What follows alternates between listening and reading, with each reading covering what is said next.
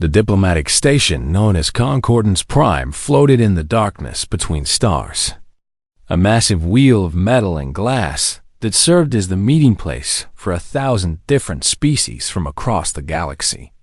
Ambassador Alara Vance stood at the window of her small human embassy office, watching ships from distant worlds drift past like fireflies in the void, and she wondered if any of them even knew her species existed. 200 years since humanity first left Earth, and still the elder races treated them like children playing at being spacefaring. She turned away from the window when her assistant knocked on the door, a young man named David, who looked as tired as she felt after another long day of being ignored by the Galactic Council. "The session is about to begin," he said, and his voice carried that same frustration she had grown so used to hearing. Alara straightened her uniform, the deep blue fabric of Earth's diplomatic corps, and walked with David through the curved corridors of the station toward the great chamber where the council met.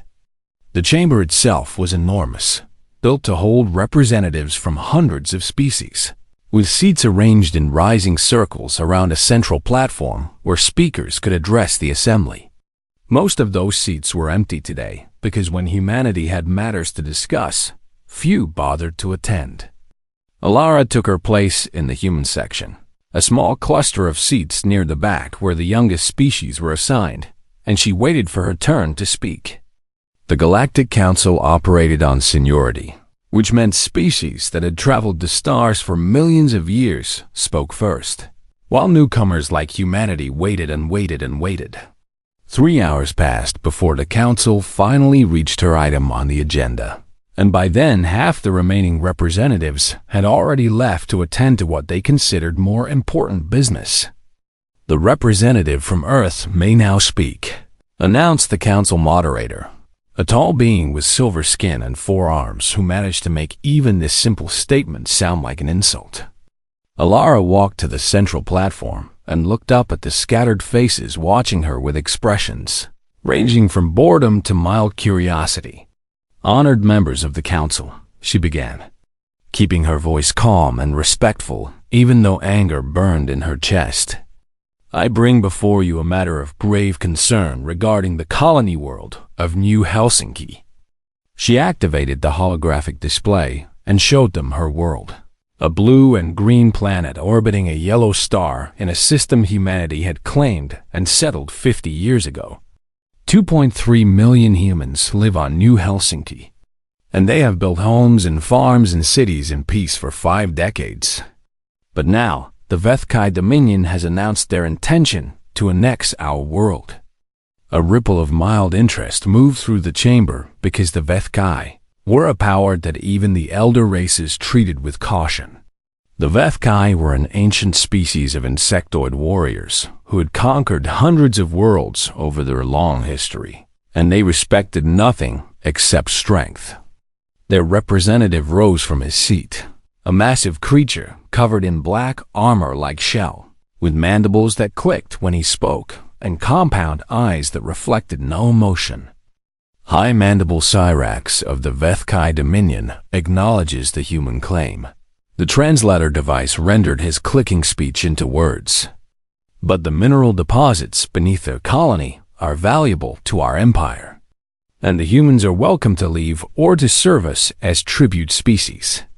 Alara felt her hands clench into fists but kept her face neutral. "The Vethkai have no legal right to annex a settled human world," she said, addressing the council directly.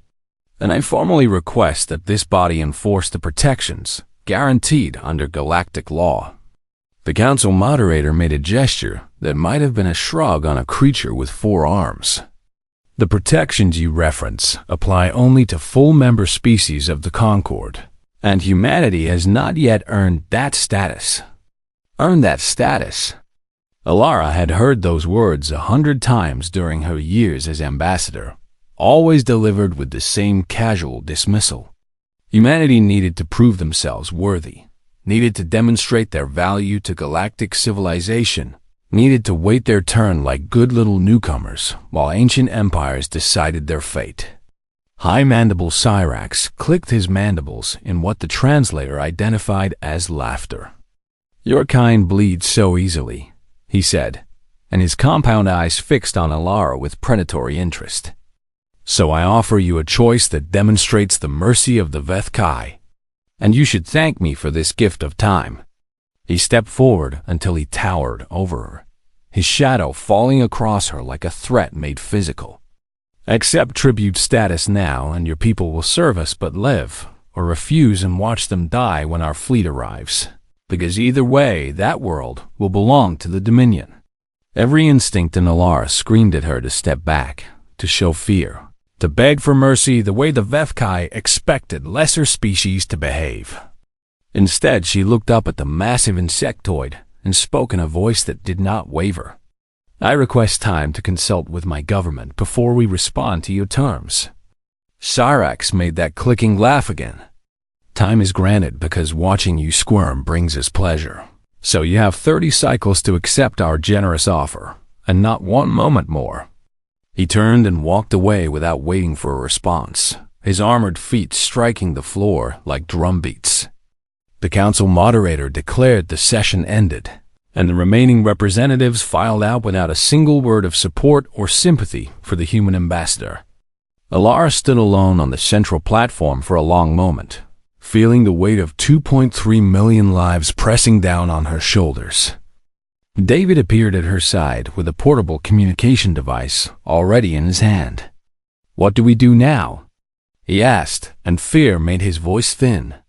Alara took the device and began composing a message, her fingers moving across the interface with steady precision despite the storm of emotion inside her. "We do exactly what they expect," she said, "and we beg and plead and show them how weak and frightened we are." David stared at her in confusion. "But that will only encourage them to demand more." Alara finished her message and encrypted it with the highest security codes available to Earth's diplomatic service. Then she looked at her assistant with eyes that had gone cold and hard. "The message I just sent has nothing to do with begging," she said, "because it is addressed to High Command on Earth, and it says exactly 4 words. She showed him the screen before pressing send, and David read the words that would change galactic history forever. "They have made their terms," the message read, "awaiting yours." David looked from the screen to his ambassador and saw something in her face that he had never noticed before. A patience that was not weakness, a calm that was not surrender. "What are we really doing?" he whispered. Alara deleted the message from the device and smiled a smile that did not reach her eyes. "We are giving them exactly what they asked for," she said, "which is time, and they will learn very soon that time is the most dangerous gift you can give to humanity." She walked toward the exit with David following behind, and neither of them noticed the small observation drone hovering in the shadows of the chamber ceiling. The drone belonged to a species called the Harmony Collective, ancient observers who had watched the rise and fall of empires for millions of years. The collective rarely interfered in galactic affairs, but they always watched, and today they had seen something interesting in the human ambassador. They had seen a predator pretending to be prey. The drone transmitted its observations to the collective homeworld, where scholars would study the recording and debate its meaning. But by the time they understood what they had witnessed, it would already be far too late for anyone to change what was coming. On the station, Alara Vance returned to her embassy and began preparing for the performance of her life. Because for the next 30 cycles, she would need to play the role of a desperate diplomat begging for mercy. And somewhere far away, in the secure chambers beneath Geneva on Old Earth, her message arrived on the desk of Fleet Admiral Marcus Chun. He read it once, then a second time, and then he reached for his secure communication device and spoke words that would set humanity's answer in motion. "Operation Absolute Answer is now active," he said, "and may whatever gods exist have mercy on anyone who stands in our way." The countdown had begun. Deep beneath the ancient city of Geneva, in chambers that officially did not exist, Fleet Admiral Marcus Chun stood before a holographic display that showed the entire human sphere of influence. 47 blue dots represented the ships he had called to service, vessels crewed by men and women who had volunteered for a mission that might mean their deaths. The admirals and generals, gathered around the table, watched him with expressions of grim determination, because every person in this room understood what was at stake. "The Vethkai expect us to surrender or die," Chun said, his voice carrying the weight of command earned through decades of service. "But they have made a mistake that all predators eventually make when they hunt for too long without challenge." He zoomed the display to show the Vethkai Dominion, a sprawling empire of conquered worlds marked in angry red. They have forgotten that sometimes the prey has teeth.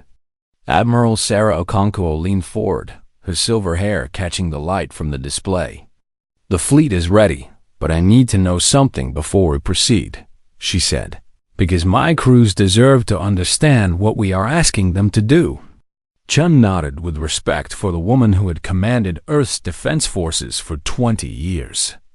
"We are asking them to execute a plan that has been waiting in our deepest vaults since first contact," he said, "a plan we hoped we would never need to use." He brought up a new display showing schematics for weapons that made several officers gasp in shock.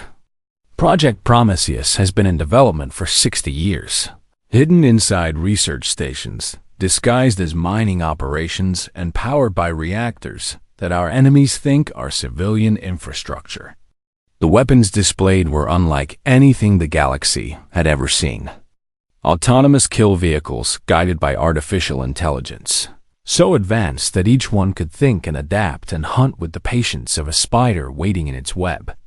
Antimatter warheads, Chun continued, mounted on platforms that can track targets across a star system and cannot be fooled by decoys or countermeasures. General Thomas Wright, commander of ground forces, whistled low under his breath. "How many of these things do we have?"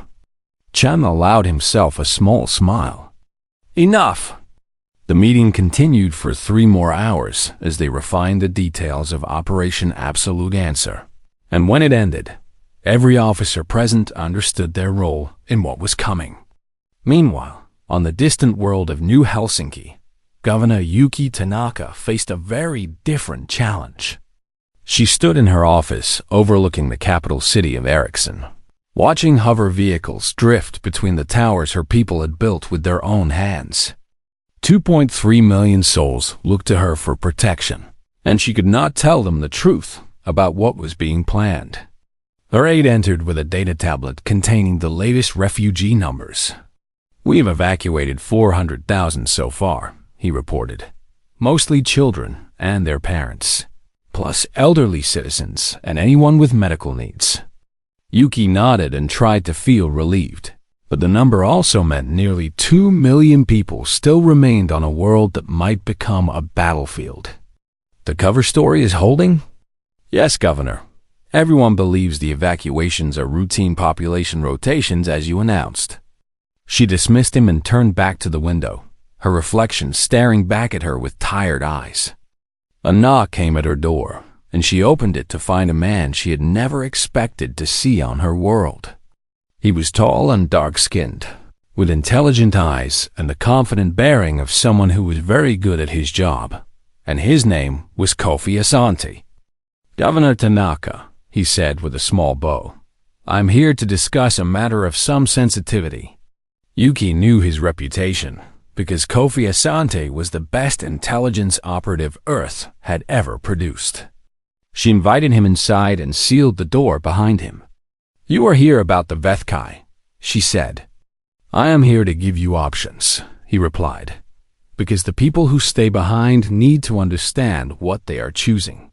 For the next hour, Kofi explained the plan in careful detail, and when he finished, Yuki sat in silence for a long moment. "You are asking my people to be bait," she finally said. "I am asking them to be heroes," Kofi corrected gently.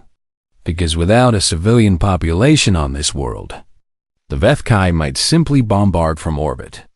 But with your cities intact, they will want to capture rather than destroy. Yuki understood the terrible logic of what he was saying. If they come down to take prisoners, your fleet can engage without risking our lives. Kofi nodded. The colonists who remain will be in danger, but they will also make the victory possible. And I will not pretend this is anything other than what it is. Yuki stood and walked to her window again, looking out at the city she had helped build from nothing. I will tell them the truth, she decided, and those who want to leave can still go, but I think you will be surprised by how many choose to stay. She was right. When Governor Tanaka addressed her people and explained what was being asked of them, nearly 1.5 million colonists refused evacuation. Farmers who had worked the soil for decades said they would not abandon their land. Factory workers who had built the colony from scratch declared they would rather die free than run. Young people who had known no other home gathered in the streets and shouted that New Helsinki was worth fighting for. And far away, at the diplomatic station of Concordance Prime, Ambassador Elara Vance was putting on the performance of her life. Day after day she appeared before the council, begging for intervention that she knew would never come. She pleaded with representatives from elder species who looked at her with pity and contempt. She requested meetings with Vethkai officials and allowed herself to be humiliated by their demands and insults. High Mandible Cyrax grew more arrogant with each passing day, convinced that humanity was exactly what they appeared to be, a weak young species about to learn its place in the Galactic Order. Your begging amuses us, he told Elara on the 20th day. So continue your performance and perhaps we will allow some of your people to survive as servants. Elara bowed her head and let tears fall from her eyes, and the Vethkai delegation laughed at her weakness. But when she returned to her embassy and the door sealed behind her, the tears vanished and her face became hard as stone. Status report, she said to David, who had been coordinating with Earth throughout the crisis. Intelligence Officer Azante has completed his primary mission. David reported with barely contained excitement, and he has full access to the Vethkai flagship's computer systems. Elara allowed herself a genuine smile for the first time in weeks. Kofi Asante had done the impossible, infiltrating the most secure systems in the Vethkai fleet without leaving a single trace of his presence. They now knew exactly how the enemy fleet was organized, where every ship would be positioned, and most importantly, where the High Mandible himself would be commanding from. 29 cycles have passed, Elara said, and tomorrow the Vethkai expect our surrender. David nodded. Admiral Chun's fleet will exit slipspace at the edge of the New Helsinki system in exactly 14 hours. Elara walked to her window and looked out at the stars, knowing that somewhere out there, 47 ships full of brave men and women were racing toward a confrontation that would change everything. Send word to the Admiral, she said, and tell him that we have done our part. David transmitted the message, and across the vast distances of space, Fleet Admiral Marcus Chun received it aboard his flagship. He read the words on his screen and turned to address his crew. All ships prepare for slipspace exit, he announced, and remember why we are here. The fleet emerged from faster-than-light travel in perfect formation. 47 warships appearing like ghosts at the edge of a star system that the Vethkai had already claimed as their own. They broadcast nothing. They sent no demands and made no threats.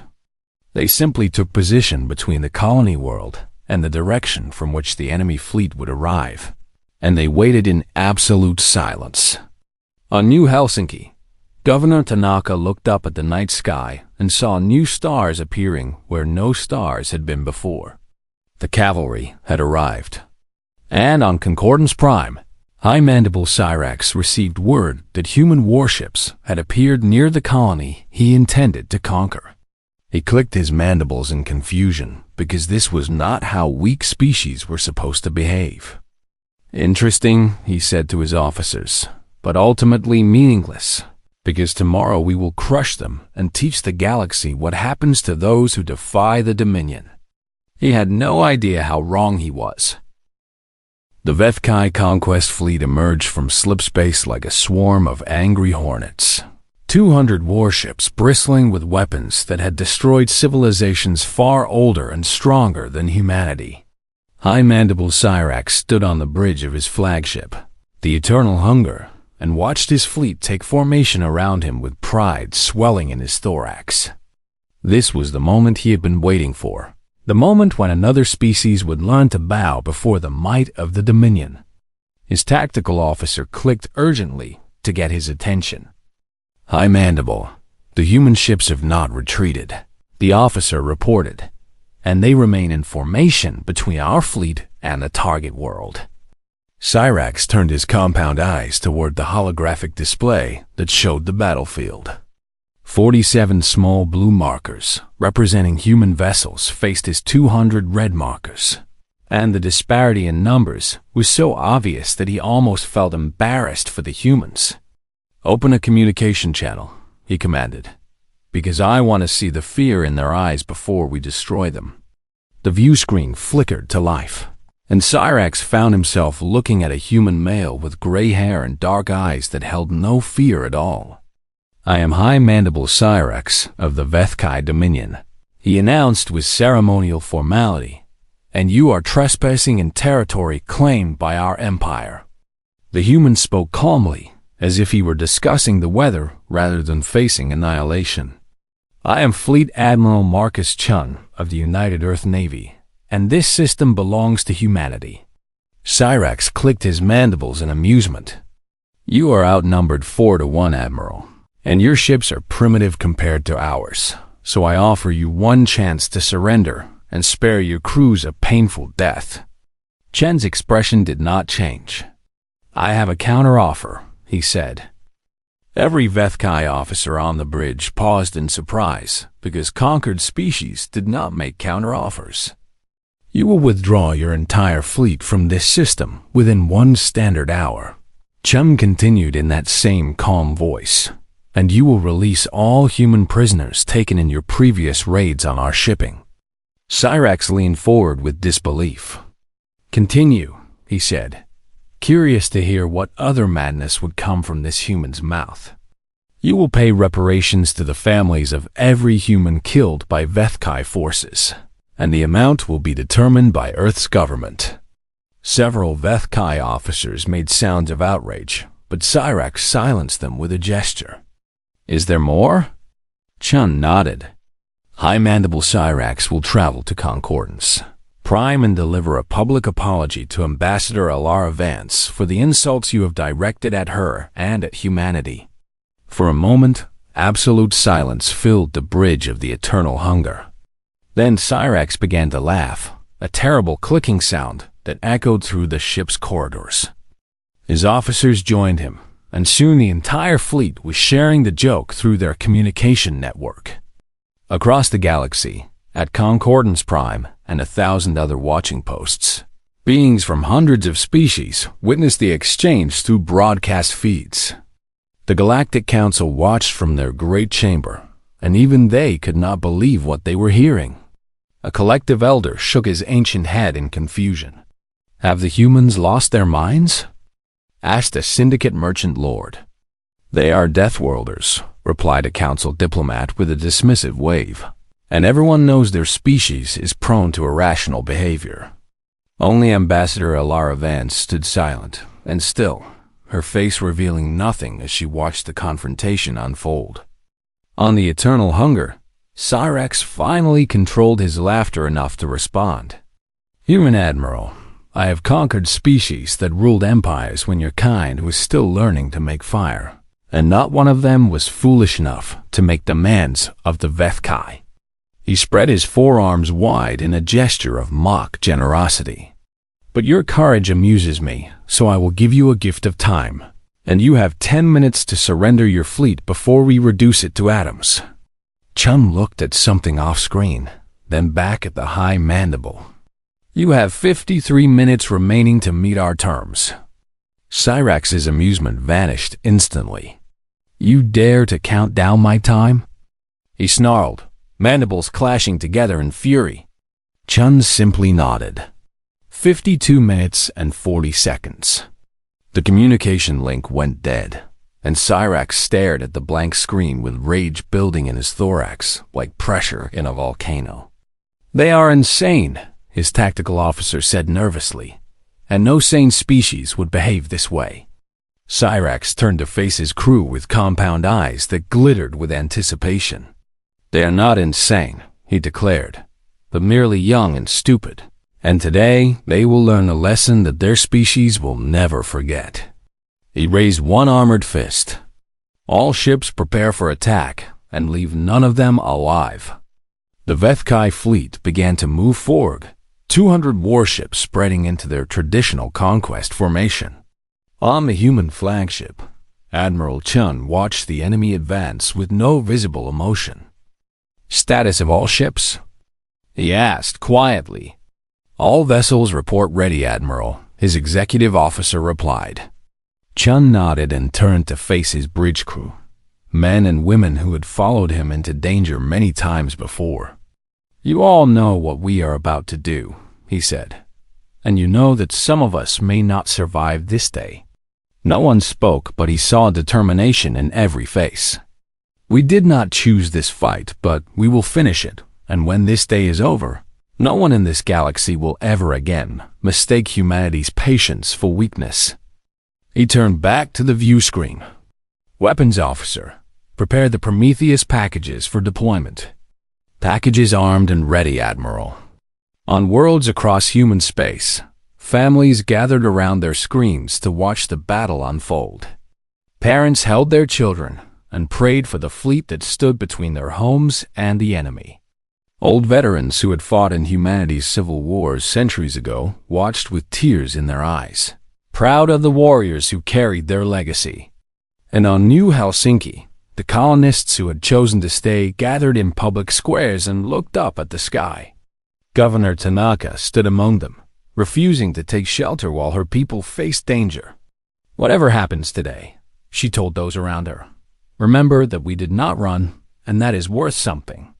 At Concordance Prime, the council chamber was filled to capacity for the first time in decades. Species that had ignored humanity for 200 years now watched intently as the drama unfolded. Ambassador Vance remained at her seat, hands folded in her lap, face perfectly composed. An elder race diplomat approached her with something that might have been concern. Your fleet is about to be destroyed, he said, and I'm sorry that your people must learn this lesson in such a painful way. Vance looked at him with eyes that held no fear. We shall see, she said. The Vethkai fleet continued its advance, weapons charging, crews eager for the slaughter to begin. High Mandible Cyrax counted down the minutes with satisfaction, imagining the terror that must be filling the human ships. The humans have made no move to retreat, his tactical officer reported with confusion, and they are not attempting evasive maneuvers. They are paralyzed with fear, Cyrax declared, as all inferior species become when they face true power. At the 59-minute mark, he gave the order that would begin the battle. All ships, commence attack. The Vethkai fleet surged forward, weapon systems activating, targeting computers, locking onto the tiny human ships that dared to stand in their way. And on the human flagship, Admiral Chun spoke 3 words that would echo through galactic history. Prometheus, execute. Across 47 human ships, weapons bay doors opened simultaneously. What emerged was not the missiles and torpedoes that the Vethkai expected, but something far worse. Thousands upon thousands of sleek black shapes launched into space, each one carrying an antimatter warhead and an artificial intelligence brain that knew only one purpose. They spread across the battlefield like seeds on the wind, and then they began to hunt. High Mandible Cyrax watched his tactical display with growing horror as the small black shapes accelerated toward his fleet with impossible speed. What are those things? He demanded. No one had an answer. The first Prometheus unit reached its target, a Vethkai destroyer at the edge of the formation. The explosion was so bright that it momentarily overwhelmed every sensor in the system. When the light faded, the destroyer was simply gone, vaporized by antimatter annihilation. Then the next explosion came, and the next, and the next. The Vethkai opened fire with everything they had, but the Prometheus units dodged and weaved with fluid grace, learning from every miss and adapting their approach. Ships that had conquered worlds died screaming as antimatter fire found them. Crews that had celebrated countless victories burned in the heart of artificial suns. And through it all, the 47 human ships sat motionless, watching their weapons do the work they had been designed for. High Mandible Cyrax screamed orders that no one could obey as his empire's finest fleet died around him. "This is impossible," he raged. "This cannot be happening." But it was happening. And across the galaxy, billions of beings watched in stunned silence as everything they thought they knew about humanity changed forever. The humans had been hiding their true strength all along, and now the Vethkai were paying the price for their arrogance. The battle lasted exactly 11 minutes. 11 minutes to transform 200 warships into expanding clouds of gas and debris. 11 minutes to break the back of an empire that had terrorized the galaxy for 100,000 years. 11 minutes to teach the universe that humanity was done asking for permission. High Mandible Cyrax watched his tactical display turn from a sea of red markers to almost nothing as the Prometheus units hunted his fleet with mechanical precision. Each time his gunners thought they had the pattern figured out, the eye-guided weapons adapted and changed their approach. Ships that tried to flee were tracked across millions of kilometers and destroyed without mercy. Ships that tried to surrender were ignored because the Prometheus units had not been programmed to accept surrender. "High Mandible, we must retreat," his tactical officer screamed as another explosion rocked their flagship. Cyrax grabbed the officer by his thorax and threw him across the bridge. "The Vethkai do not retreat." He roared, but even as the words left his mandibles, he knew the battle was already lost. Only 12 ships remained from his mighty fleet, damaged and limping, their crews in panic. And then new contacts appeared on his sensors. Human boarding craft launching from the 47 ships that had not fired a single conventional weapon during the entire engagement. "They are coming for us," Cyrax realized with cold horror. The boarding craft attached to his flagship's hull, and cutting beams began burning through the armor. Cyrax drew his ceremonial blade and prepared to die fighting, but he would not get that honor. Human Marines stormed through the breach in disciplined teams, their combat suits sealed against the ship's atmosphere. They moved with deadly efficiency, clearing corridor after corridor with weapons that cracked like thunder. Vethkai, warriors who had conquered worlds, fell before these armored humans, unable to match their speed or coordination. And leading the assault was a woman with steel-gray hair and eyes that had seen too many battles to count. Marine General Patricia Oduya had volunteered for this mission personally, because she wanted to look into the High Mandible's eyes when humanity delivered its answer. She found Cyrax on his bridge, surrounded by the bodies of his guards, his ceremonial blade dark with human blood. 2 of her Marines were down, wounded by his desperate last stand. "High Mandible Cyrax," she announced through her suit's external speakers. "You are now a prisoner of the United Earth Navy." Cyrax lunged at her with his blade. She sidestepped his attack with almost casual ease and struck him in the back of his skull with the butt of her rifle. The High Mandible of the Vethkai Dominion collapsed to the deck, unconscious and defeated. "Secure the prisoner," General Oduya ordered, "because Ambassador Vance is expecting him." As her Marines bound the fallen High Mandible, Admiral Chun's voice came through her communication device. "General, we have received word from Task Force Omega and Phase 2 is complete. Oduya allowed herself a grim smile. While the battle had raged at New Helsinki, a second human fleet had been executing an even more audacious mission. Task Force Omega had appeared in orbit of the Vethkai homeworld, bypassing every defense the Dominion had constructed over millennia. Intelligence Officer Kofi Asante's infiltration of their computer systems had given humanity the codes to slip past automated weapons platforms and sensor networks. By the time the Vethkai government realized what was happening, 40 human warships were positioned directly above their most populated cities. The message broadcast to the planet was simple and direct. Your fleet is dead, and your High Mandible is our prisoner. You have 1 hour to accept humanity's terms, or we will begin orbital bombardment of your industrial centers.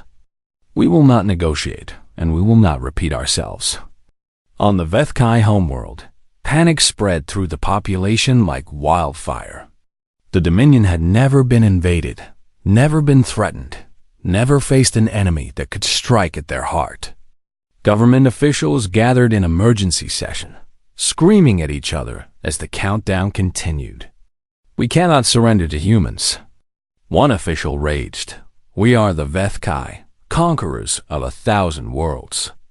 We can die as the Vethkai, conquerors of 1,000 worlds, another replied coldly, or we can live to rebuild our strength. The debate lasted exactly 42 minutes. With 18 minutes remaining before the deadline expired, the Vethkai government transmitted their unconditional acceptance of humanity's terms. Across the galaxy, the news spread faster than light through the quantum communication networks that linked civilizations together. The Vethkai Dominion had surrendered to humanity. A species that the elder races had dismissed as primitive deathworlders had brought the galaxy's most feared conquerors to their knees in less than a day. At Concordance Prime, the council chamber erupted in chaos. Diplomats who had laughed at Ambassador Vance now stared at her with expressions of shock and fear. Species that had ignored humanity's concerns rushed to request emergency meetings. And through it all, Elara Vance sat in her seat with perfect composure, waiting for the moment she had been promised. That moment came 3 days later, when a human transport docked at the station carrying a very special prisoner. High Mandible Cyrax was marched through the corridors of Concordance Prime in restraints, surrounded by armed human guards. He no longer looked like the proud conqueror who had mocked humanity before the council.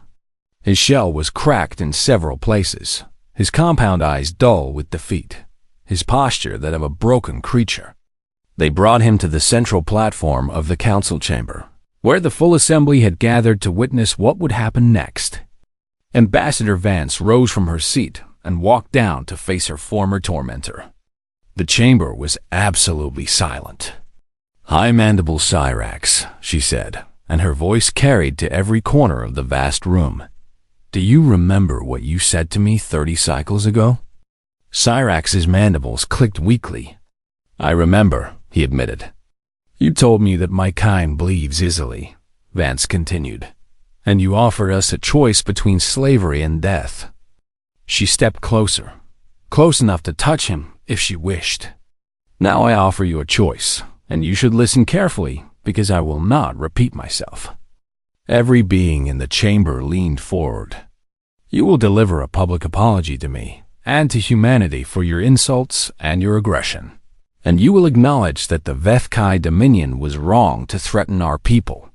Cyrax's compound eyes fixed on her face. And if I refuse? Vance smiled, and there was no warmth in it. Admiral Chun's fleet is still in orbit of your homeworld, and my government has given me authority to order the bombardment to begin if you fail to comply. The former High Mandible looked around the chamber at the faces watching him.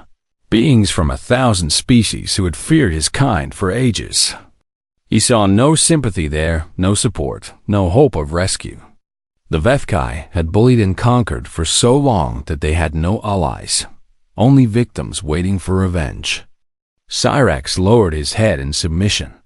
I apologize, he said, and his voice was barely audible.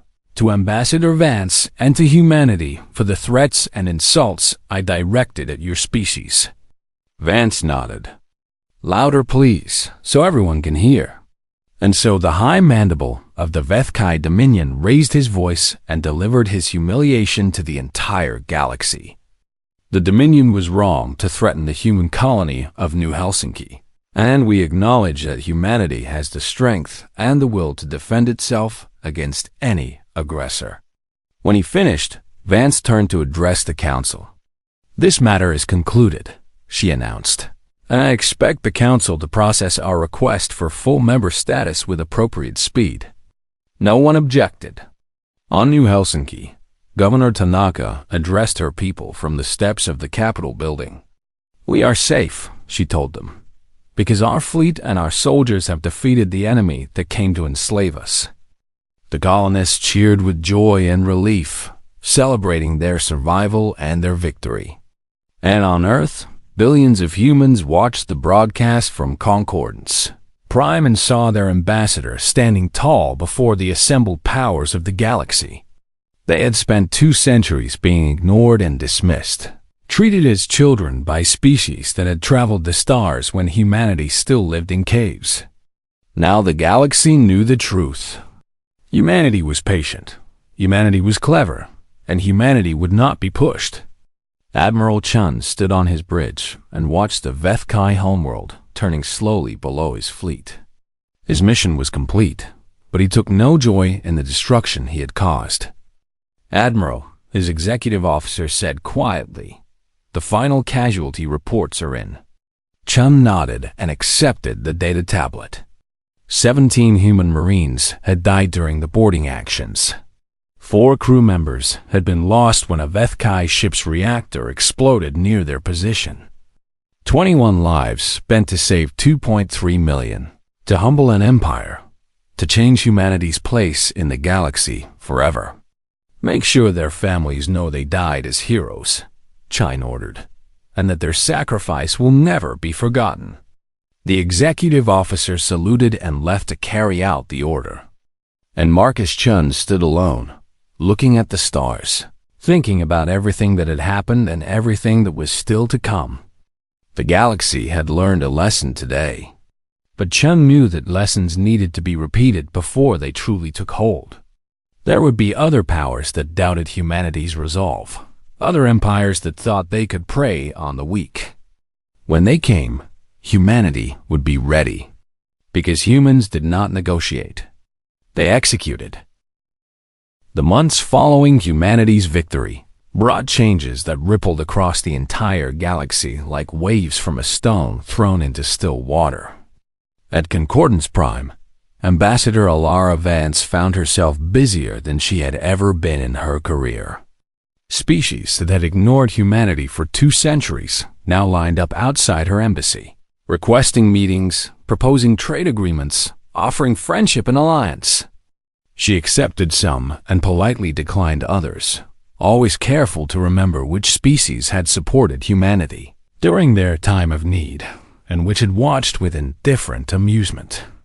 The Harmony Collective were among the first to reach out, their ancient observers having recognized something in Vance that others had missed. "We watched your people for many years," the collective's ambassador told her, "and we saw a species that chose to appear weak while building strength in secret." Vance smiled at the elderly being across from her.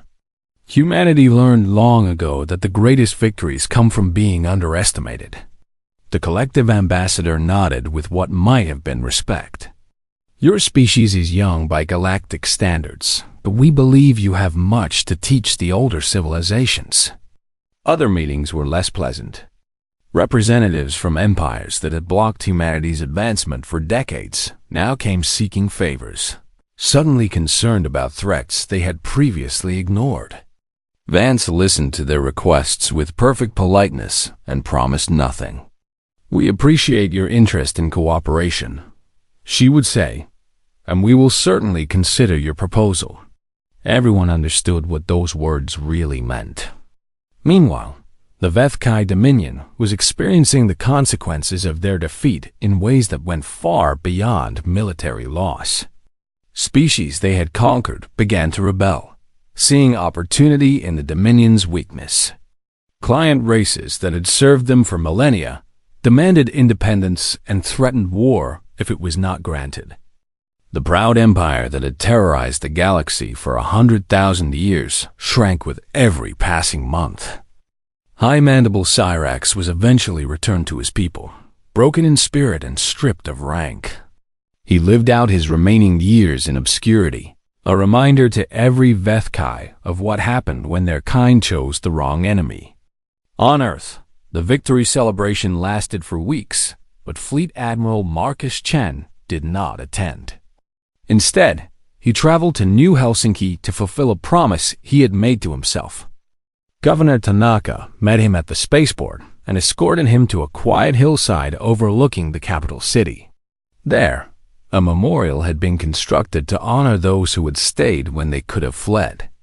21 names were carved into black stone, the Marines and crew members who had given their lives during Operation Absolute Answer. Chun stood before the memorial for a long time, reading each name and thinking about the families that would never see their loved ones again. They knew the risks, Tanaka said quietly beside him, and they chose to face them anyway. Chun nodded. That is what makes them heroes. Not that they were unafraid, but that they acted despite their fear. A group of children approached the memorial, guided by a teacher who was explaining the history of what had happened there. One of the children, a girl no older than 10, looked up at Chun with curious eyes. "Are you the admiral who saved us?" she asked. Chun knelt down to meet her gaze. "Many people saved you, including brave soldiers and clever leaders and ordinary citizens who refused to run." The girl considered this answer with the seriousness that children sometimes show. "Will the aliens ever come back to hurt us?" Chun looked at the child and saw the future of humanity in her innocent face. "Some might try," he admitted, "and there will always be those who think they can take what belongs to others." "What happens when they try?" Chung glanced at the memorial behind him, at the names of those who had died so this child could live. They learned the same lesson the Vethkai learned, that humanity protects its own, no matter the cost. The girl nodded as if this made perfect sense, then ran off to rejoin her classmates. Tanaka watched her go with a thoughtful expression. "Do you think we have changed things, or will we always have to fight to be respected?" Chun rose to his feet and looked out at the city that had survived against all odds. "We have changed things," he said, "but change does not mean the struggle is over, because there will always be new challenges and new threats." He turned to face her. "The difference is that now the galaxy knows who we are, and they will think twice before testing us." In the years that followed, Chun's words proved prophetic.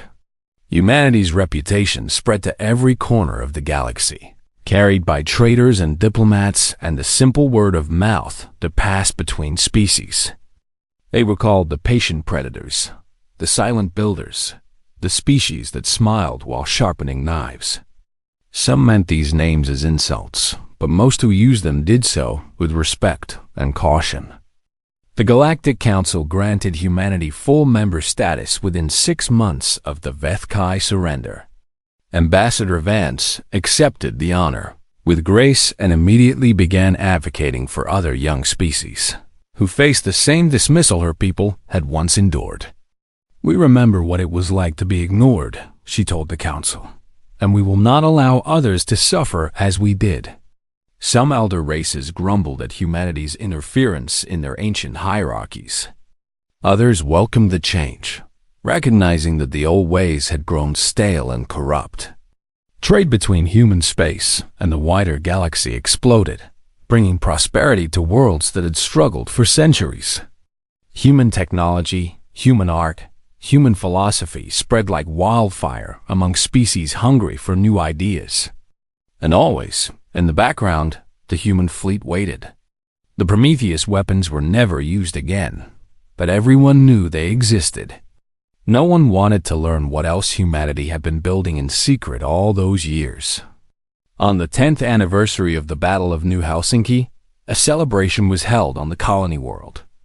Millions gathered to honor the victory and remember those who had made it possible. Ambassador Vance, now aged but still sharp, gave a speech that was broadcast across human space and beyond. 10 years ago, we stood at the edge of extinction, she said, and we were told that we had not earned the right to survive. The crowd was silent, hanging on her every word. We could have surrendered. We could have accepted slavery. We could have let fear guide our choices. She paused and looked out at the faces watching her. Instead, we chose to fight, not because we wanted war, but because we wanted peace.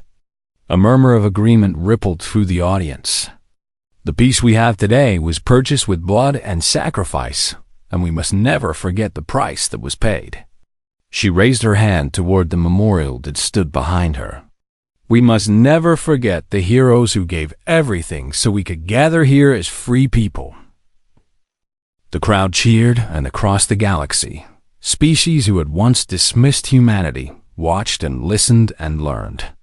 After the ceremony, Vance walked alone to the memorial and stood before the names carved in stone. She was surprised to find Admiral Chun already there, older now, retired from active duty, but still straight-backed and clear-eyed. "Ambassador," he greeted her. "Admiral," she replied. They stood together in comfortable silence, two people who had changed history through their courage and determination. "Do you ever wonder if we did the right thing?" Vance asked eventually. Chun considered the question carefully.